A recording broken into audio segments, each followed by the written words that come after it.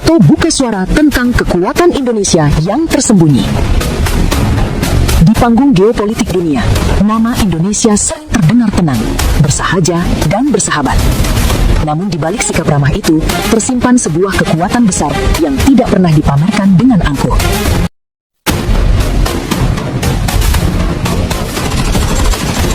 NATO buka suara tentang kekuatan Indonesia yang tersembunyi. Di panggung geopolitik dunia, nama Indonesia sering terdengar tenang, bersahaja, dan bersahabat.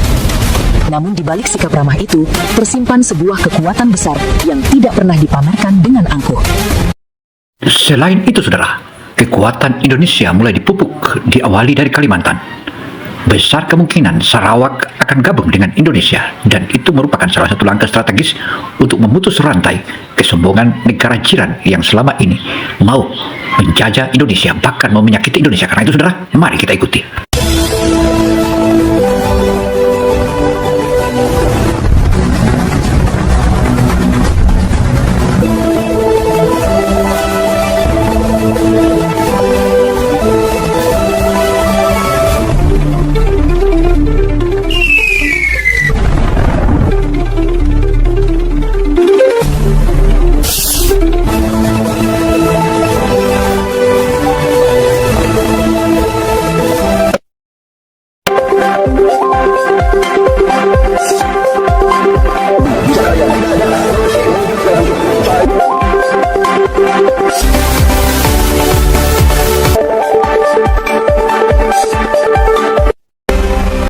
Visi gila Prabowo sukses bikin tetangga gemetar. IKN kini jadi magnet yang bikin Sarawak berani berpaling dari Kuala Lumpur. Setelah 60 tahun dianaktirikan, mereka pilih merapat ke Nusantara demi martabat.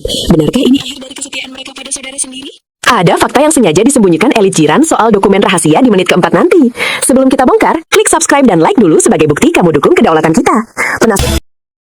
Jumpa lagi dengan Opini Kino Television Indonesia. Kali ini Opini Kino mengabarkan tentang situasi Indonesia belakangan ini dan saat ini. Perlu kita ketahui kenapa NATO tidak berani ganggu Indonesia.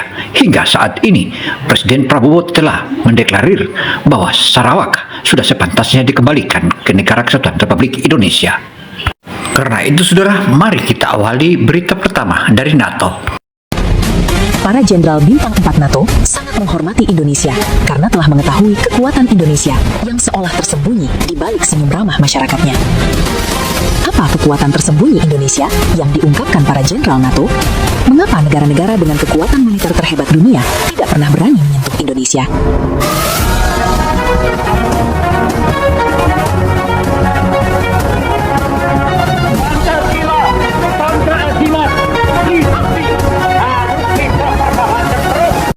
Saudara, perlahan-lahan kekuatan Indonesia mulai ditunjukkan ototnya satu persatu. Dan saat ini mulai Indonesia membicarakan tentang Borneo. Suksesnya Borneo adalah munculnya raksasa baru di wilayah Negara Kesatuan Republik Indonesia. Dan kokohnya Nusantara, itulah kebanggaan Indonesia. Karena itu, jika pihak NATO ketakutan dengan Indonesia, maka itu memiliki alasan. Ayo kita ikuti hingga tuntas. Mantan Menteri Pertahanan dan tokoh militer Indonesia Jenderal Ryamizar Riyakudu pernah menegaskan sebuah prinsip fundamental dalam pertahanan negara. Kekuatan militer tidak ditentukan oleh senjata semata, melainkan oleh manusia yang mengoperasikannya. Alutsista secanggih apapun akan lumpuh bila tidak digerakkan oleh prajurit yang memiliki jiwa tempur, kecerdasan medan, dan kesetiaan rakyat kepada tanah air. Dalam konteks inilah Indonesia berdiri berbeda. Kekuatan inilah yang menurut Ryamizar menjadi bahan pembicaraan serius dalam sebuah dialog terbuka di Amerika Serikat. Sebuah talk show yang disiarkan TV ABC 13 Texas bekerja sama dengan Universitas Dallas menghadirkan 3 purnawirawan jenderal NATO dan militer Amerika Serikat. Mereka adalah Jenderal Mike Jackson, pemimpin pasukan Inggris saat menyerbu Irak, Jenderal Tommy Franks, arsitek operasi Badai Gurun, dan Jenderal Peter Pace, mantan kepala staf gabungan Amerika Serikat. Ketiga nama yang berpengaruh dalam militer dunia. Dalam forum akademik itu, seorang mahasiswa bertanya tentang penempatan marinir Amerika Serikat di Australia. Apakah itu pertanda ancaman bagi Indonesia? Jawaban Jenderal Peter Pace sontak mengejutkan banyak pihak. Ia menegaskan bahwa saat ini terdapat 3 kekuatan besar marinir di dunia, dan Indonesia berada di posisi ketiga.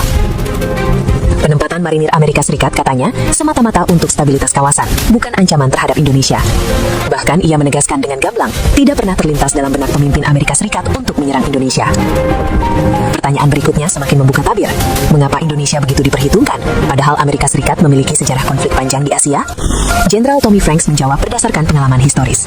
Amerika katanya memiliki pengalaman pahit di Vietnam dan Korea. Dan para pemimpin militer AS tahu betul ada peran Indonesia secara doktrin dan pengalaman yang menjadi guru perang rakyat dan gerilya bagi negara-negara tersebut. Jenderal Peter Pace menambahkan, latihan bersama dengan Indonesia seringkali menjadi pengalaman yang membuka mata. Pasukan khusus Indonesia katanya kerap membuat pasukan elit Amerika kewalahan. Mereka bukan hanya terlatih secara teknis, tetapi memiliki insting tempur yang tajam dan kemampuan adaptasi luar biasa. British Shield 21 has been a great experience. A lot of the soldiers have been pushed to their limits, both physically and mentally. They overcame a lot. It's a lot different from being at Schofield Barracks, Hawaii. Jenderal Tommy Franks kemudian mengisahkan operasi pembebasan sandera di Bangkok, Thailand. Ketika itu, pesawat Garuda Indonesia penerbangan 260 pada tahun 1981 dibajak oleh kelompok bersenjata dan dipaksa mendarat di Bandara Don Mueang, Bangkok, sehingga krisis ini menjadi perhatian internasional. Pembajakan pesawat Garuda Indonesia dengan nomor penerbangan 206 oleh kelompok yang menamakan dirinya Komando. Sorot mata dunia tertuju pada langkah militer Indonesia menangani krisis. Militer Amerika Serikat ikut memantau dan menyaksikan bagaimana pasukan Indonesia menjalankan operasi dengan cepat, presisi, dan efektif. Saat itu, Indonesia mengirim pasukan khusus Kopasanda yang merupakan cikal bakal Kopassus untuk melakukan operasi penyelamatan seluruh sandera. Keberhasilan pasukan militer Indonesia itu mendapatkan apresiasi dari seluruh dunia. Jenderal Mike Jackson dari Inggris menutup dengan pernyataan yang bernada peringatan. Doktrin militer Indonesia katanya telah diadopsi dan dipelajari di berbagai negara Asia dan Afrika. Indonesia bahkan diminta melatih militer negara lain. Yang dimaksud Jenderal Mike Jackson adalah doktrin perang gerilya. Strategi perang gerilya dibukukan oleh Jenderal Besar Abdul Haris Nasution lewat karya legendarisnya Fundamentals of Guerrilla Warfare. Buku ini ditulis berdasarkan pengalaman nyata beliau dalam memimpin dan mengorganisasi perang gerilya selama Revolusi Indonesia dan kemudian diterjemahkan ke berbagai bahasa asing serta dijadikan buku wajib di banyak akademi militer internasional, termasuk sekolah elit seperti West Point di Amerika Serikat. Fundamentals of Guerrilla Warfare. Ini buku ini jadi buku pegangan di Akademi Militer terkemuka di dunia. Nah, bukunya Pak Nas ini terbit tahun 1953. Jadi konon gerilyawan Vietnam itu buku bacaannya Pak Nasution. Jadi mereka bisa ngalahin Amerika di perang Vietnam itu karena membaca bukunya orang Indonesia yang namanya Pak Nasution. NATO buka suara tentang kekuatan Indonesia yang tersembunyi. Di panggung geopolitik dunia, nama Indonesia sering terdengar tenang, bersahaja, dan bersahabat. Namun di balik sikap ramah itu, tersimpan sebuah kekuatan besar yang tidak pernah dipamerkan dengan angkuh. Saudara, kekuatan Tentara Nasional Indonesia sejak zaman sebelum kemerdekaan hingga dijajahnya Indonesia oleh berbagai negara, terutama Belanda. Tetapi mereka menjadi kewalahan, bahkan Belanda meminta bantuan negara-negara tetangganya sesama Eropa. Dan saat itu, rontok semua giginya di tangan tentara Indonesia karena Indonesia memiliki TPRAG, taktik tempur anti-gerilya. Itulah kehebatan tentara Indonesia. Buku ini penting karena menjelaskan satu hal yang kini diakui NATO. Perang tidak selalu dimenangkan oleh teknologi, tetapi oleh rakyat yang bersatu dan memahami medan, waktu, serta jiwa perlawanan. Doktrin inilah yang menginspirasi berbagai perang gerilya, termasuk di Vietnam, dan menjadi fondasi mengapa Indonesia hari ini dipandang bukan sekedar negara besar, melainkan bangsa dengan daya tempur ideologis dan strategis yang membuat dunia berpikir dua kali untuk mengusiknya. Lebih lanjut, Jenderal Mike Jackson mengatakan, meski tidak selalu unggul dalam jumlah senjata, menaklukkan Indonesia adalah mimpi kosong. Jika perang terjadi, yang maju bukan hanya tentara, tetapi seluruh rakyat. SAS yang merupakan pasukan khusus elit Angkatan Darat Inggris katanya pernah merasakan sendiri bagaimana berhadapan dengan aliansi prajurit dan rakyat Indonesia. Jangan pernah anggap ringan Indonesia, tegasnya. SAS Inggris memang pernah berhadapan langsung dengan militer Indonesia pada masa konfrontasi Indonesia dengan Malaysia sekitar tahun 1963-1966. Mereka paham, Indonesia bukan target empuk. Sejarah telah membuktikan Belanda dan Inggris dengan mesin perang terbaik di zamannya pernah dipukul mundur oleh rakyat bersenjata seadanya namun bermental baja. Hari ini, keunggulan individu prajurit TNI juga diakui dunia. Dalam ajang Australian Army Skill at Arms Meeting, yaitu kompetisi menembak militer tingkat internasional yang diselenggarakan oleh Angkatan Darat Australia dan diikuti oleh berbagai negara, TNI Angkatan Darat berulang kali menyapu bersih medali emas, mengungguli Amerika Serikat, Inggris, dan Australia. Senapan buatan dalam negeri di tangan prajurit Indonesia berubah menjadi simbol presisi dan keunggulan. Salah satu sosok TNI yang paling menginspirasi dalam ajang uji kemampuan menembak adalah Letna Infantri Pol Taksiahan, prajurit yang namanya berulang kali mengharumkan Indonesia di kompetisi menembak militer internasional paling bergengsi itu. Prestasinya tidak terjadi sekali, tetapi berulang, hingga menjadikan TNI Angkatan Darat bukan sekedar peserta, melainkan tolok ukur kemampuan menembak dunia. One shot, one kill alias satu peluru satu nyawa mungkin sudah biasa bagi penembak tepat atau sniper. Tapi bagaimana dengan satu peluru dua nyawa alias one shot, two kill? Tembakan ini ternyata tidak mustahil bagi atlet tembak TNI Angkatan Darat yang berlaga di lomba tembak di Australia. Selain rekor one shot, two kill, TNI AD juga berhasil meraih juara umum dengan menyabet 36 medali emas. Inilah Indonesia yang dilihat dunia militer internasional, bukan negara agresor, bukan pula negara lemah. Indonesia adalah bangsa yang tahu kapan harus tersenyum dan kapan harus berdiri tegak dengan kepalan tangan. Kekuatan kita tidak diukur dari berapa banyak senjata yang kita beli, tetapi dari seberapa dalam keberanian tertanam di dada rakyatnya. Gabungan kekuatan militer profesional dan patriotisme rakyat Indonesia adalah fondasi utama pertahanan Indonesia. Sebuah sistem yang dikenal sebagai sistem pertahanan dan keamanan rakyat semesta. Bangsa kita punya pertahanan yang kita namakan pertahanan rakyat semesta. Sistem ini bukan sekedar doktrin di atas kertas, melainkan pengalaman historis yang telah teruji. Dalam sistem ini, perang tidak hanya dihadapi oleh tentara, tetapi oleh seluruh rakyat. Setiap jengkal tanah adalah benteng, setiap rumah adalah pos perlawanan, dan setiap warga adalah bagian dari pertahanan negara. Kita pertahankan tiap kampung, tiap dukuh, tiap lembah, tiap bukit, tiap gunung, tiap kecamatan, tiap kabupaten, tiap provinsi, tiap jengkal tanah kita pertahankan. Saat para jenderal NATO dan Amerika Serikat berbicara dengan nada waspada tentang Indonesia, itu bukan sanjungan kosong, itu adalah pengakuan strategis. Sebuah pesan diam-diam kepada dunia, Indonesia memiliki kekuatan tersembunyi yang tidak boleh diremehkan. Jika dunia bertanya, apa senjata rahasia Indonesia? Jawabannya sederhana namun dahsyat. Rakyat yang bersatu, prajurit yang tangguh, dan tanah air yang tidak pernah menyerah. Jadi, jangan pernah berani menyentuh Indonesia. Artinya menyentuh Indonesia atau Negara Kesatuan Republik Indonesia sama dengan membunuh diri. Sudah cukup banyak jenderal-jenderal NATO, khususnya Eropa Amerika, yang hilang dan hangus dan berantakan ketika tiba di Negara Kesatuan Republik Indonesia. Dan Indonesia tetap kokoh dan maju. Tekad bajanya yang begitu kuat dilandasi oleh kekuatan leluhur, dan itulah Indonesia. Karena itu saudara, bagaimana dengan Sarawak atau Borneo? Mari kita ikuti. Misi gila Prabowo sukses bikin tetangga gemetar. IKN kini jadi magnet yang bikin Sarawak berani berpaling dari Kuala Lumpur. Setelah 60 tahun dianaktirikan, mereka pilih merapat ke Nusantara demi martabat. Benarkah ini akhir dari kesetiaan mereka pada saudara sendiri? Ada fakta yang sengaja disembunyikan elit jiran soal dokumen rahasia di menit keempat nanti. Sebelum kita bongkar, klik subscribe dan like dulu sebagai bukti kamu dukung kedaulatan kita. Penasaran apa isi dokumennya? Tahan napas, karena setelah ini semua bakal jadi terang benderang. Saudara, keperkasaan Presiden Prabowo mulai ditampaikan perlahan-lahan, terutama di wilayah Borneo dan saat ini Sarawak secara diam-diam. Meski senyap, tetapi itu ketahuan bahwa masyarakat Sarawak dan Borneo sudah siap bergabung dengan Negara Kesatuan Republik Indonesia. Artinya, hal ini merupakan salah satu kekuatan yang akan muncul laksana raksasa. Bukanlah raksasa biasa, tetapi menakutkan bagi Eropa dan Amerika. Bayangkan sebuah papan catur raksasa di Pulau Borneo, di mana selama lebih dari 60 tahun, arah mata angin selalu dipaksi menuju ke Kuala Lumpur. Namun, di bawah kepemimpinan Prabowo Subianto, kompas sejarah itu tiba-tiba patah. Hari ini, dunia tidak lagi melihat Indonesia sebagai negara yang hanya bisa mengalah atau sekadar menjadi penonton di halaman belakangnya sendiri. Prabowo sedang memainkan sebuah strategi perang tanpa peluru yang jauh lebih mematikan, yaitu perang praburang. Beliau tidak mengirim pasukan militer ke perbatasan, melainkan mengirimkan ribuan alat berat, teknisi, dan visi gila yang bernama Ibu Kota Nusantara atau IKN. Langkah ini menciptakan gaya gravitasi ekonomi yang begitu dahsyat hingga membuat para tetangga kita, khususnya Sarawak dan Sabah, mulai merasa bahwa rumah lama mereka di Semenanjung Malaya sudah tidak lagi memberikan kehangatan. Di bawah pengawasan Prabowo, IKN bukan sekedar memindahkan tumpukan semen dan baja, melainkan memindahkan pusat dunia ke jantung Kalimantan. Saudara, keperkasaan bangsa Indonesia melalui tangan Presiden Prabowo kini mulai ditunjukkan satu persatu.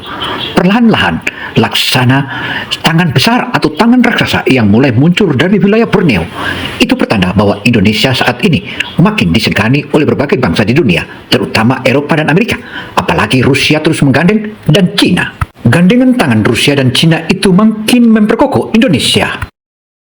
Strategi ini membuat Premier Sarawak, Abang Johari, harus mengambil langkah paling berani dalam sejarah politiknya. Ia tidak lagi melihat Kuala Lumpur sebagai pelindung, melainkan NATO buka suara tentang kekuatan Indonesia yang tersembunyi. Di panggung geopolitik dunia, nama Indonesia sering terdengar tenang, bersahaja, dan bersahabat. Namun di balik sikap ramah itu, tersimpan sebuah kekuatan besar yang tidak pernah dipamerkan dengan angkuh. Sebagai beban masa lalu yang lamban, Abang Johari dengan lantang berbisik pada dunia bahwa masa depan Borneo kini ada di tangan Indonesia, di tangan sosok Prabowo yang menjanjikan kemitraan sejajar, bukan sekedar janji manis pemilu. Ini adalah guncangan hebat bagi elit di Putrajaya yang selama ini menganggap Borneo Utara adalah sapi perahan yang tak akan pernah berontak. Namun Prabowo hadir membawa alternatif yang begitu menyilaukan mata, sebuah ajakan untuk bangkit bersama sebagai penguasa baru di Asia Tenggara. Dan di balik gemerlap pembangunan ini, ada sebuah luka lama yang sengaja dibuka kembali oleh keadaan, sebuah pengkhianatan sejarah yang membuat rakyat Sarawak merasa sudah saatnya mereka berpaling pada sang jenderal dari Jakarta. Namun apa sebenarnya yang membuat mereka begitu sakit hati hingga tega memunggungi saudara sendiri? Luka ini bermula dari tinta emas yang memudar pada dokumen Malaysia Agreement 1963. Sarawak dan Sabah awalnya berdiri sebagai mitra setara, namun kenyataannya mereka diperlakukan tak lebih dari sekadar provinsi tambahan yang kekayaan alamnya dikuras habis-habisan. Selama berpuluh-puluh tahun, minyak dan gas bumi dari perut bumi Borneo disedot untuk mempercantik wajah Kuala Lumpur, membangun menara-menara berkilau di Semenanjung, sementara rakyat pedalaman Sarawak masih harus bertaruh nyawa menembus hutan hanya untuk mencari sekolah yang layak. Sosok Prabowo Subianto muncul dengan sebuah antitesis yang nyata. Di saat elit Kuala Lumpur sibuk dengan pertengkaran politik internal mereka, Prabowo justru memerintahkan pembangunan jalan-jalan tol yang menembus jantung Kalimantan, membangun rumah sakit standar internasional dan fasilitas digital yang belum pernah terbayangkan sebelumnya di wilayah pinggiran. Rakyat Sarawak menyaksikan dari balik jendela rumah mereka bagaimana wilayah perbatasan Indonesia yang dulunya gelap gulita kini mulai bercahaya di bawah komando kepemimpinan baru di Jakarta. Ketimpangan ini bukan lagi sekedar angka statistik, melainkan tamparan keras bagi martabat rakyat Borneo Utara. Mereka melihat bahwa di tangan Prabowo, Indonesia tidak lagi membangun dengan cara-cara lama yang berpusat di satu titik, melainkan menyebarkan kemakmuran hingga ke depan pintu rumah tetangganya. Hal inilah yang membuat Abang Johari dan rakyatnya mulai melakukan kalkulasi ulang terhadap kesetiaan mereka. Mengapa harus tetap bertahan pada saudara kandung yang hanya memberikan remah-remah royalti 5% jika ada tetangga besar yang menawarkan persaudaraan sejati dan akses menuju pusat ekonomi dunia yang baru? Prabowo berhasil menyentuh saraf paling sensitif dalam diplomasi, yaitu perut dan harga diri rakyat. Namun, manuver ini ternyata menyimpan sebuah rencana teknis yang jauh lebih raksasa, sebuah aliansi energi yang akan membuat Kuala Lumpur benar-benar mati kutu dalam waktu dekat. Strategi Prabowo Subianto bukanlah sekadar diplomasi makan siang atau seremoni jabatan. Ini adalah matematika murni yang sangat dingin dan terukur. Beliau memahami bahwa IKN akan menjadi monster yang haus akan energi hijau, dan Sarawak adalah pemilik cadangan air raksasa yang bisa diubah menjadi listrik. Inilah titik di mana kepentingan Prabowo dan Abang Johari bertemu dalam satu garis lurus yang mematikan bagi dominasi Kuala Lumpur. Dengan biaya logistik yang 40% lebih murah jika dialirkan ke Nusantara dibanding ke Semenanjung, Sarawak secara alami akan terikat secara ekonomi dengan Indonesia. Prabowo sedang membangun sebuah borgol emas kemakmuran yang membuat Sarawak merasa lebih untung menjadi bagian dari ekosistem Indonesia daripada tetap menjadi penyumbang setia bagi kas negara di Putrajaya yang jaraknya ribuan mil melintasi lautan. Proyek raksasa seperti PLTA Mentarang Induk di Kalimantan Utara adalah bukti nyata bagaimana Prabowo merangkul Sarawak sebagai mitra strategis, bukan sebagai bawahan. Ini adalah pendekatan yang sangat berbeda dengan gaya kolonial internal yang selama ini diterapkan oleh elit Malaya.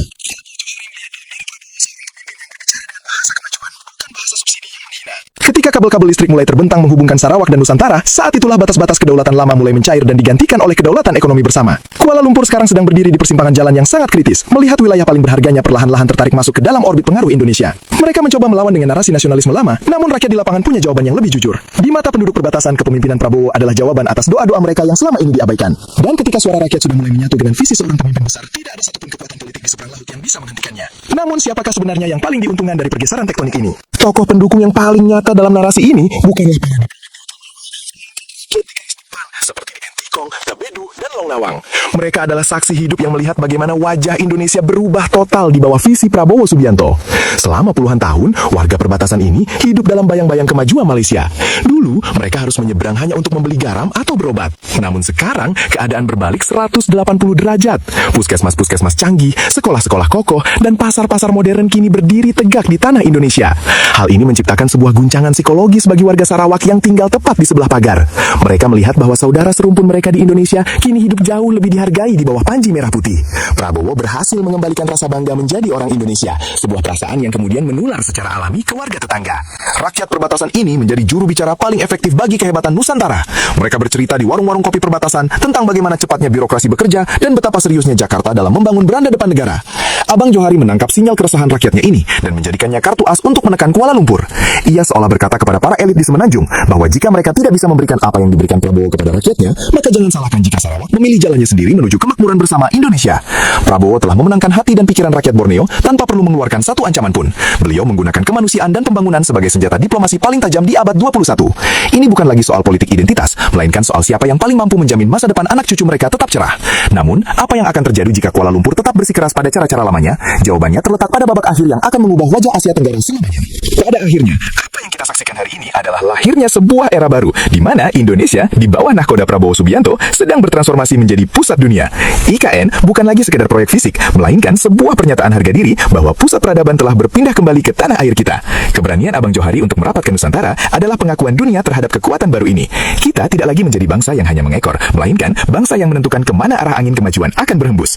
Pulau Borneo yang dulunya dianggap sebagai halaman belakang yang gelap, kini telah bangkit menjadi beranda depan Asia yang paling berkilau. Integrasi ekonomi antara Indonesia, Sarabah, dan Sabah akan menciptakan sebuah blok kekuatan baru yang tidak bisa lagi dipandang sebelah mata oleh negara manapun, termasuk kekuatan-kekuatan besar dunia. Prabowo Subianto telah membuktikan bahwa nasionalisme sejati bukan hanya tentang teriakan di podium, melainkan tentang aspal yang mulus, listrik yang menyala di pedalaman, dan martabat rakyat yang terjaga. Sedang membangun sebuah barisan di mana Indonesia menjadi magnet kemakmuran bagi bangsa-bangsa di sekitarnya. Sejarah tidak akan pernah melupakan momen di mana seorang jenderal dari Jakarta berhasil merangkul hati rakyat Borneo dan membuat para pemimpin tetangga berpaling dengan penuh hormat. Masa depan kita sudah ada di depan mata. Sebuah masa depan di mana Nusantara menjadi pusat gravitasi ekonomi, budaya, dan politik yang tak tergoyahkan. Saudara, rentetan kisah nyata apa yang telah kita paparkan itu merupakan gambaran bahwa Indonesia bukanlah Indonesia dulu. Dari zaman ke zaman hingga kini di tangan Presiden Prabowo, tentu saja Indonesia makin kokoh dan akan semuanya mengembalikan tanah-tanah Nusantara kepada Negara Kesatuan Republik Indonesia. Karena itulah Indonesia kokoh dan maju jaya. Bagi mereka yang masih terjebak dalam pola pikir lama dan pengkhianatan sejarah, waktu kalian sudah habis. Fajar telah menyingsing di atas hutan Kalimantan, membawa pesan bahwa raksasa baru telah bangun, dan ia siap memimpin kawasan ini menuju puncak kejayaan. Inilah Indonesia maju yang bukan sekadar slogan, melainkan kenyataan yang kini dirasakan hingga ke urat nadi perbatasan. Masa depan Borneo adalah Nusantara, dan Nusantara adalah jantung dari kekuatan Indonesia yang tak akan pernah bisa dipadamkan lagi. Saudara, demikianlah paparan opini Kino Television Indonesia. Semoga informasi yang kami sajikan ini menambah wawasan dan pengetahuan terhadap Kesatuan Republik Indonesia. Karena Indonesia suka atau tidak suka tetap akan maju jaya, apalagi di tangan Prabowo Perkasa. Inilah Prabowo Perkasa yang bukan lelaki biasa, tetapi dia adalah pendiri dan suksesnya Indonesia hingga masuk ke Indonesia Emas. Sampai jumpa pada episode berikutnya.